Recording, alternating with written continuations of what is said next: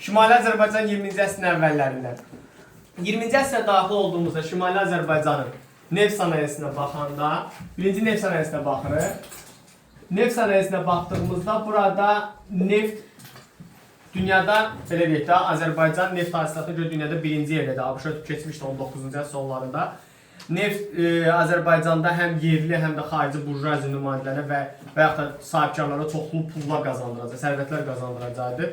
Neftdə yenə tanker üstündən istifadə olunur, yenə neft boru kəmərlərindən istifadə olunur, daşınmasında yenə buxar mərkəzindən istifadə olunur, yenə də belə deyək də, bu tipli yeniliklər 19-cu əsrdə olduğu kimi 20-ci əsrdə tətbiqlər davam etdirilirdi.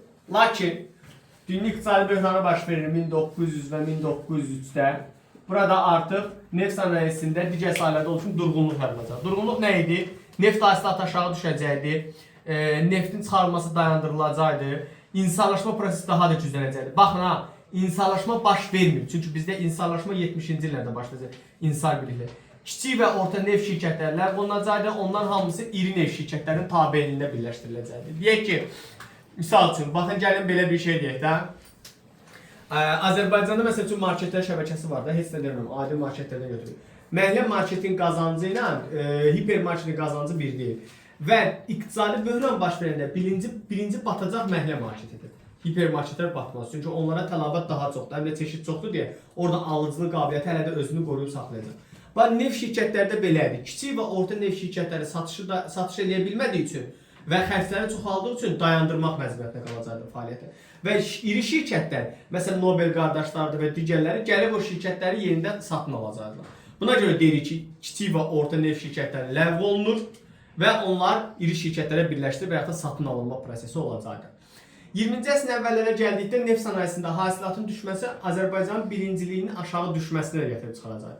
Əslində bu birinciliyin aşağı düşməsinin digər səbəbləri vardır. Nələrdir bunlar? Azərbaycanda yeni texnologiyanın tətbiq edilməməsi, artıq ABŞ-da yeni texnologiyanın tətbiq edilməsi, Azərbaycanda neft sənayesində lazımi maliyyə vəsaitin ayrılmaması, bir də Rusiyanın burjuy inqilabı nəticəsində maddi cəhətdən çox böyük çətinliklər çəkməsidir ki, buna da fikir vermirdi, Rusiya-Pol müharibəsi falan. O görə neft sənayesində artıq 20-ci əsrin əvvəlində Azərbaycan düşür, ABŞ yerinə keçəcəkdir. Gəldi yüngül yeyinti sənayesinə, yüngül və yeyinti sənayesi. Burada nələr daxil idi? İpək, pambıq və balıqçılıq. Yenə ipəkdə Şəki ipək fabriki öz rolunu oynayırdı. İpək fabrikləri bir çox Şəki ipək fabrikləri paraleldə Bakıda və Gəncədə açılmışdı. Pambıq təmizləmə zavodları artıq əvvəl Naxçıvan, İrəvanda daha çox olsa, artıq Bakı və Gəncədə daha da çoxalacaqdı.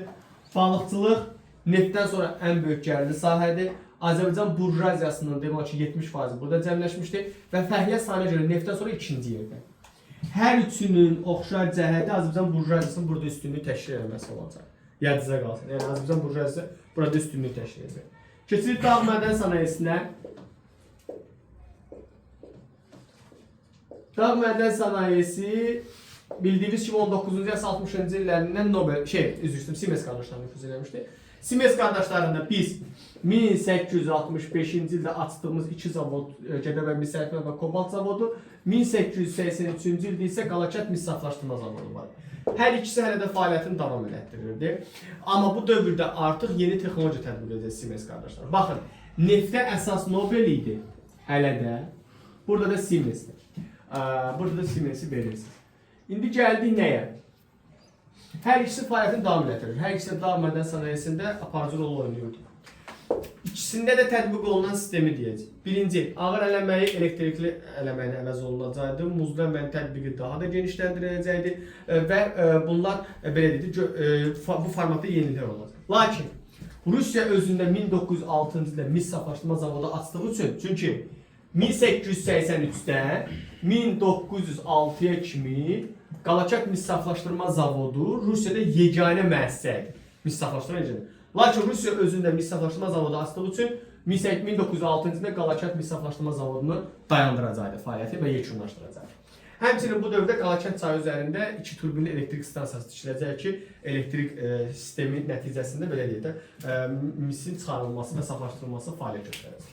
Sonra 1900 2017-ci ildə Bakı şəhərinin əhalisinin sayı çoxaldığı üçün su təchizatına problemlər yaşanır və bu su təchizatının problemi aradan qaldırmaq üçün Hacıddin Tağıyev şollar suyunu başa keçirdi. Buna ən böyük qarşı çıxansa ermənilər oldu. Çünki niyə? Ermənilər Bakı şəhəri əhalisinə suları satırdılar. Volqa boyu çayı, Volqa Don çaylarına suları gətirirdilər. Burada gəmilər vasitəsilə Azərbaycan Bakı əhalisini satırdı. Ona görə də buna qarşı çıxacaqdı. Lakin buna baxmayaraq Tağıyev Bakı şəhərinin su problemini böyük bir faizini həll eləmiş sayılacaq. Bu da sizin 20-ci əsrin əvvəllərində Azərbaycanda siyasi, sosial, iqtisadi vəziyyət olacaq.